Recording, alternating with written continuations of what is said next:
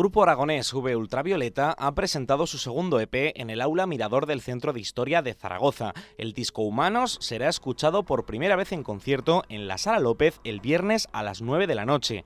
V Ultravioleta está formado por tres jóvenes, Jorge, Eduardo y Néstor, que decidieron embarcarse en un proyecto serio que llevara la música por bandera. Su juventud choca con la experiencia ganada gracias a sus anteriores grupos. En Humanos dicen haber encontrado el sonido que buscaban.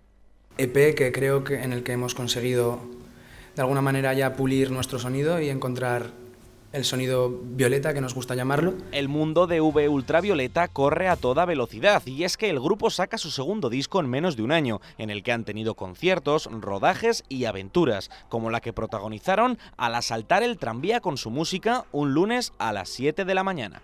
Que estamos montando Ultravioleta ya no solo un grupo, sino una comunidad de personas que intentan mezclar diferentes tipos de arte y lo hacen uno. Y eso es algo muy importante y que hemos descubierto. Junto a la productora musical Musicaso, V Ultravioleta pretende seguir dando que hablar y por ello este jueves recorrerá con su música y un piano de cola las calles zaragozanas desde la Plaza Aragón hasta la Sala López, donde será el concierto.